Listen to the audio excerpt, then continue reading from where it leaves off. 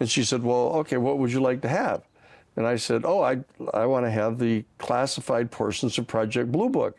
And she said, oh, they're not ever going to give that to us.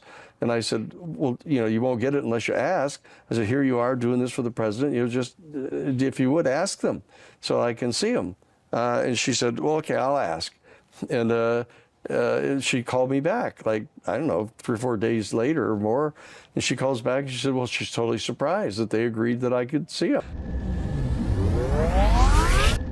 Maybe there's something about the ability to pilot the craft that, requires a certain level of internal harmony or consciousness. You're extrapolating on the point I was making. Yeah. Is that they weren't able to fly them. Yeah. They've got them, yeah. but they can't fly them. Have you ever seen a UFO? No. Have you ever I've seen photographs. You've seen a picture of a UFO? Mm-hmm. Photographs. Where have you seen a picture of a UFO? In the classified files of Project Blue Book. You got to go through the files of Blue Book? So Blue Book, for the audience, was the Air Force's investigation into UFOs under astronomer J. Allen Hynek from the 50s and the 60s, 52 to 69. And really, you were able to go through, weren't those classified files? They were. How were you able to see them? Were you in a kind of a skiff, a compartmentalized facility, or? No, it was they brought them to the a basement offices of the Madison building of the National Archives, back before the building was open. The building had just been finished in the early spring, January of '77. And I was the special counsel to the study that was being done at the request of President Carter. What was the study? Well, you just have to back up a bit. When President Carter, remember, had seen a UFO in 1969, I believe it was. With a bunch of other people? Yeah, a bunch of people, 11 other people. They were standing on the steps of this Lions Club. Although I think that sighting may have been debunked since. No, it wasn't. No, it hasn't been. That what he saw. It was only like 1,000 yards away. It wasn't like a big star in the sky or any of that weird stuff. It was like a UFO, and he was very specific about it. He talked about it. Yeah, there's an interview where he talks about it. Yeah, and he filed a report about it with the Air Force and stuff, with NICAP at the time. And so that when he was elected in the first week of November of 1976, the first thing he did was he sent for the head of the Central Intelligence Agency to come down to Plains, Georgia, even before he had gone to Washington. So he was still at his home down in Georgia, and asked the CIA person to come to brief him on the UFO issue. And it turns out that person was George H.W. Bush, who had been appointed by Gerald Ford, who had come in taking over for Nixon when Nixon resigned over the Watergate thing. There's a rumor that Jimmy Carter saw the UFO files and was shocked by them and in tears or very distraught. It's a rumor. Is that BS or a rumor? Is the most it's arisen to that. So when Carter was inaugurated on the 21st of January in '77, one of the first things he did is he contacted Congress and told them that the agency had refused to brief him. He didn't want to have a war with the CIA, and spend all that political capital trying to engage with them on this.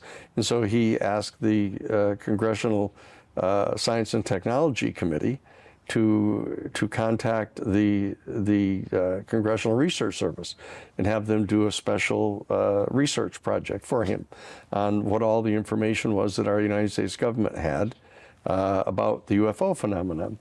And about whether or not there was any connection with extraterrestrial intelligence. He asked both things. And so that I ended up being contacted by Dr. Marcia Smith, who was the head of the Science and Technology Division of the Congressional Research Service. And she asked if I would be special counsel to the project. And I agreed to do that. And there's 2 or 3 steps involved here, because I don't want people to get the wrong impression that the reason that she asked me to be special counsel to the investigation was specifically she wanted me to contact the Vatican archives and see, as the general counsel for the Jesuit National Headquarters in their social ministry office, whether I could get access to the Vatican archives and find out for the Library of Congress and for the president what information they had. And so I checked with my superiors at the Jesuit headquarters and got permission to do that. And so I agreed to be special counsel. So I contacted the Vatican and asked if they would give me access to the archives. And they said no. So I was kind of taken aback by that. And so I wrote them a second letter with the authority of the Jesuit headquarters, and it re-explained it in more detail, what we were doing and why we were doing it. And they still said no. And so I contacted Dr. Marshall Smith and told her that it's not going to happen. They won't do it. So I figured that was it. That was my sole role as the special counsel. But then she called me back a couple of weeks later, and she said, the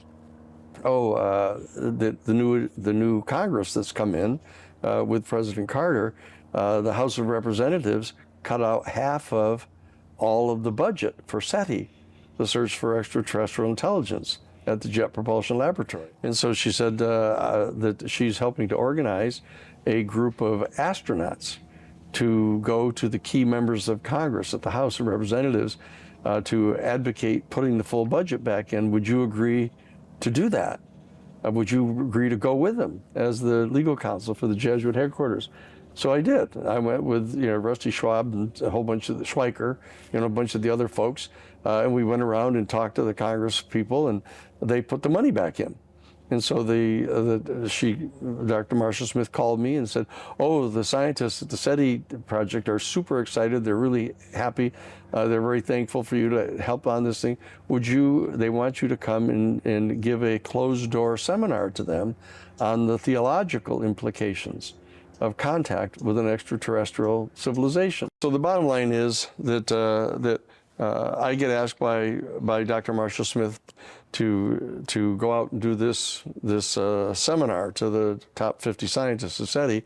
So I say to her, I said, "Look, if I'm going to go do this, I'd like to really have you get me some access to some of the stuff that you're getting and gathering for the president, that you're putting together, so I can be better briefed on, what we're doing here to talk with them." And she said, "Well, okay, what would you like to have?" And I said, "Oh, I want to have the classified portions of Project Blue Book."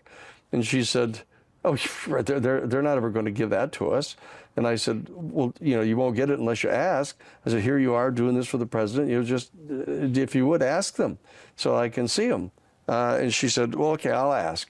And she called me back, like, I don't know, 3 or 4 days later or more. And she calls back and she said, well, she's totally surprised that they agreed that I could see them. So I did. I get my suit on, I bring my little lawyer briefcase, I bring the whole 9 yards, I bring my passport and my Washington, D.C. driver's license.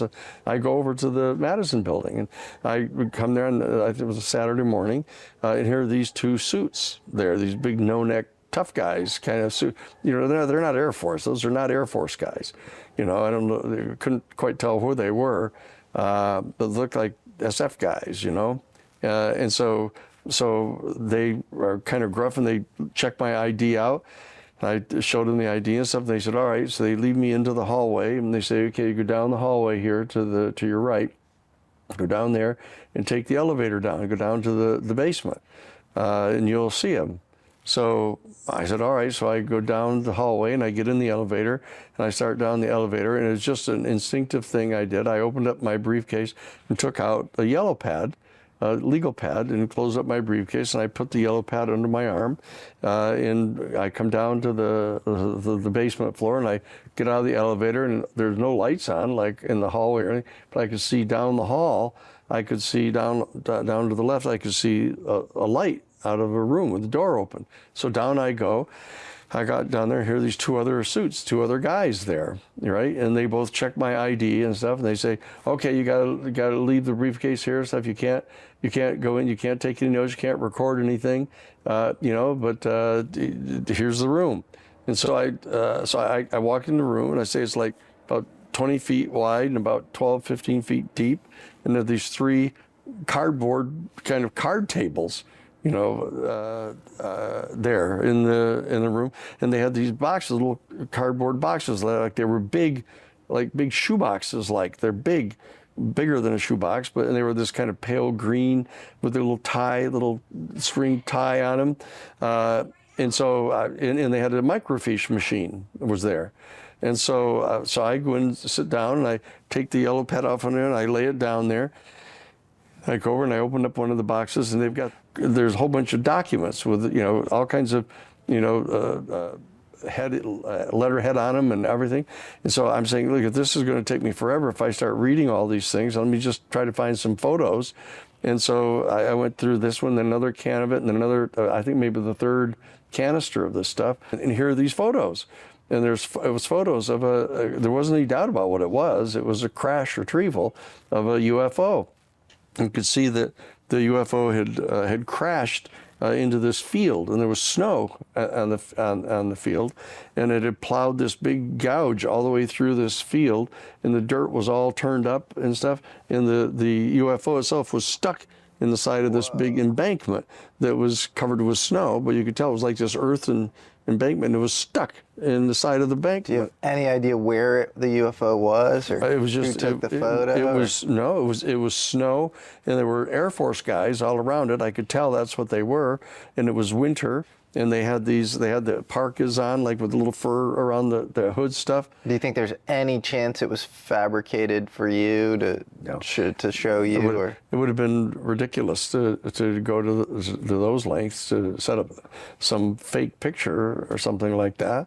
I mean, it was clear. It was clear that it was, and you could see the guys taking photographs of it, and there was one like a movie camera they had that had those weird two canisters on the top, like this kind of it was an old-timey kind of older version of a movie camera, and they were filming it, and there were like 3 or 4 of the different photos of it from different angles, and I could see it.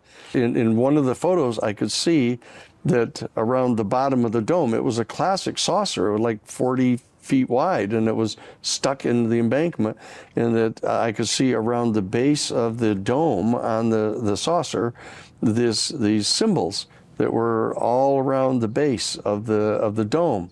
And I looked at it, and I cranked it up again so I could see the symbols, and what I did is I took out the yellow pad, and I opened it up for some reason, just instinctively. I opened it up to the inside cardboard of it, and I slid it under the microfiche machine, and I focused it so that I could see the symbols, and then I traced the symbols exactly, verbatim, all the way around the half of the dome that I could see, and I just put them all. I just traced all of them, and I closed up the yellow pad, rolled up the microfiche, put it back in the little canister, and put it back in the box, and tied the little string on it and put it back, and I said, okay, that's it, I got him. Wow. Did anybody else see it or no? No. Well, Father Davis saw it. He saw the photo? No, he saw the tracings. Symbols. He saw the tracings. Did you not want to show anybody the photo itself? Well, I didn't have the photo itself. There wasn't any way I could get. You were alone in the I was just room? alone. I was just alone there. The 2 guys were outside the door. Okay. And so I had the thing traced. So I put the stuff away. I put the yellow pad under my arm again, and I just walked out. Can you sketch the UFO? Yeah. I'd love to see it. I can sketch the UFO. I can show you exactly what it looked like. Okay, so here's the photo. Yeah. And it's you can see the field here, and it was such that you could see the plowed.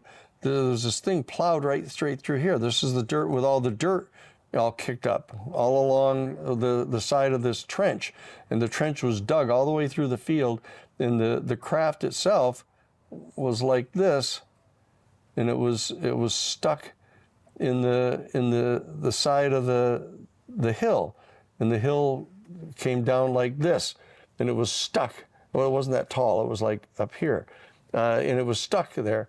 And around the bottom of the dome on top of here, there was right like this around here, there were all of these little symbols. There were these symbols that were here, and they looked like this.